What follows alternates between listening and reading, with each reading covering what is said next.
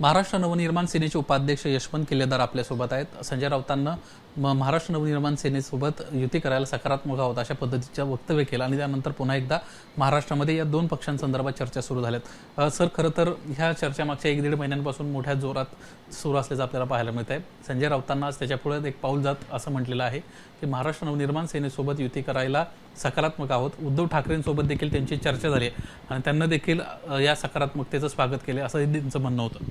नाही, मग ते जे वक्तव्य केलं हे कुठल्या आशयाला धरून बोलले होते ते का मला माहीत नाही म्हणून विचारतोय. एका मुलाखतीमध्ये ज्यावेळेस ठाकरे आणि पवार ब्रँड संपू शकत नाही असं राज ठाकरे म्हणाले. ती कालची गोष्ट आहे. काल राज ठाकरे साहेब ठाकरे ब्रँडवर बोलले, कुठे युतीवर कुठे भाष्य केलं असं मला वाटत नाही. आणि त्यात त्यांनी असं म्हटलं आहे की दिल्लीकडून ब्रँड संपवायचा प्रयत्न चालू आहे, परंतु तो संपणार नाही आणि तो मी लिहून द्यायला तयार आहे. तर इथे युतीचा कुठे विषय येत नाही, पहिली गोष्ट.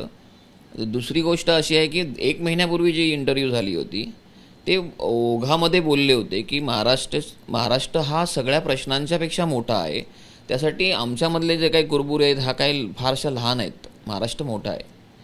तर याचा अर्थ प्रत्येकाने आपापल्या परीने काढलेला आहे. लक्षात आलं का?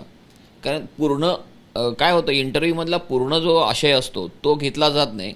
ठराविक 1-2 वाक्य फक्त घेतली जातात आणि त्याच्यावर मग काहीतरी मग ते कस काढला जातो. त्या पद्धतीनेच त्याचा त्या इंटरव्ह्यूचा अर्थ काढला गेला असावा.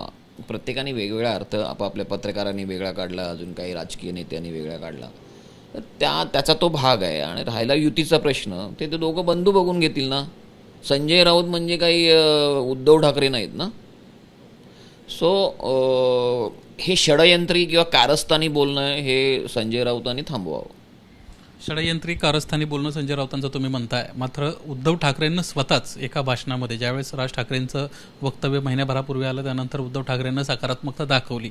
मनसे महाराष्ट्र नवनिर्माण सेनेमध्ये या संदर्भात काही चर्चा झाली आहे का, किंवा महाराष्ट्र नवनिर्माण सेना एक पाऊल पुढं टाकू इच्छित आहे का? कारण 2 वक्तव्य रिप्लाय येताना पाहायला मिळतोय, मात्र मनसे चुप्पी साधताना पाहायला मिळते. नाही, असं काही नाही. राज ठाकरे साहेब परदेशात होते तेव्हा. मला वाटतं उद्धव साहेबसुद्धा परदेशात होते. आणि दुसरी गोष्ट, यापूर्वीचे जे आमचे अनुभव पाहता आम्ही ज्या काही सकारात्मक पावलं टाकली होती त्याला आम्हाला रिस्पॉन्स त्यावेळेला मिळाला नव्हता, किंबहुना आम्हाला दगाफटका झाला होता. कधीची गोष्ट आहे ही 2012ची आहे, 2017ची आहे. यावेळेला दगाफटका झाला होता. मग ह्या सगळ्या गोष्टीचा विचार करता पावलं उचलायची म्हणजे नुसतं तोंडी बोलून चालत नाही ना. आणि त्यांच्या प्रमुखांनी तसं पाऊल उचलायला पाहिजे, ठोस पाऊल. कारण ह्या अगोदर आम्ही पावलं उचललेत, आम्हाला त्याचा अनुभव वाईट आला आहे. साधारणपणे 1.5 महिन्यामध्ये कुठल्याच प्रकारचं पाऊल शिवसेनेकडून उचललं गेलं नाही असं तुमचं एकंदरीत म्हणणं आहे. हो, मग दिसत तर नाही ना. उगाच काहीतरी राज ठाकरे साहेब कुठल्या तरी इंटरव्ह्यूमध्ये एक वेगळ्या आशयाने बोलतात आणि तुम्ही त्याचा काहीतरी लोकांना काहीतरी एक वेगळा सीन दाखवण्यासाठी किंवा भासवण्यासाठी तुम्ही काहीतरी असं सकारात्मक आहोत आम्ही असं काहीतरी षडयंत्री बोलणं हे काही योग्य नाही ना. ठोस पावलं उचलायला हवीत ना. राज ठाकरेंचं या सगळ्या विषयावर काय म्हणणं आहे? परदेशात आल्यानंतर तुमच्या भेटी झाल्या असतील, तुम्ही सर्व नेते एकत्र बसला असाल. शेवटी तुमचा हा लोकशाही मानणारा पक्ष आहे, सगळ्यांना विचारात घेऊन तुम्ही निर्णय घेत असता. काय चर्चा झाली, काय निर्णय होऊ पाहतो? नाही, हीच चर्चा झाली की ते काही ओघात आपण काही ज्या गोष्टी बोललेलो आहोत त्या गोष्टीवर कोणी ज्याने त्याने आपापले अर्थ काढलेले आहेत. बघू पुढे काय होतं ते. आता शेवटी हा निर्णय हा दोन्ही पक्षप्रमुखांचा आहे ना. तुम्ही दगाफटक्याचा एक उल्लेख केला, त्यावेळेस नेमके प्रस्ताव कोणी पाठवले होते? कोण चर्चेला सुरुवातीला समोर गेलो? हे जगजाहीर आहे. ह्यापूर्वी अनेकदा ह्याच्यावर बोललो गेलो आहेत. सगळ्या आमचे नेते मंडळी देखील बोलले होते. सुरुवातीला नांदगावकर साहेब गेले होते आणि मग तेव्हा ती झाल्या होत्या वाटाघाटी आणि शेवटच्या क्षणाला त्या फिसकटल्या.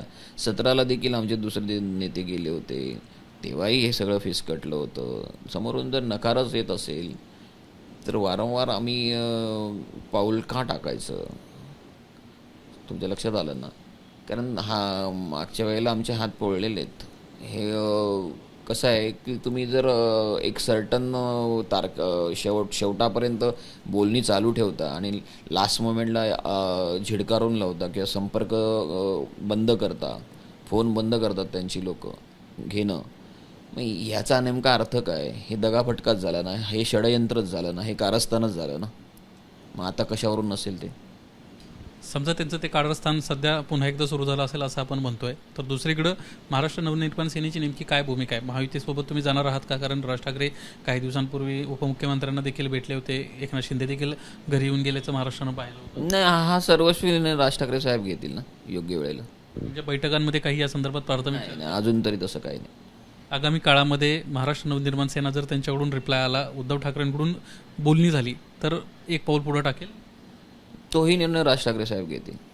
आपण पाहतोय संपूर्णपणे महायुतीचा जो शिवसेनेसोबतच्या युतीचा जो निर्णय आहे, हे कुठेतरी राज ठाकरेच घेतील अशा पद्धतीची स्पष्ट भूमिका मनसे नेत्यांच्या वतीनं व्यक्त करण्यात येते. आगामी काळात आता महाराष्ट्र नवनिर्माण सेना आणि शिवसेना एकत्र येते का हे पाहणं महत्त्वाचं राहणार आहे. कारण मनसेच्या नेत्यांचं स्पष्टपणे म्हणणं आहे याआधी 2 ते 3 वेळा दगाफटका झाला आहे. त्यामुळं प्रत्येक वेळेला ह्या वेळेला प्रत्येक पाऊल जे आहे सावधतेनं पडताना आपल्याला महाराष्ट्र नवनिर्माण सेनेचं पाहायला मिळतंय.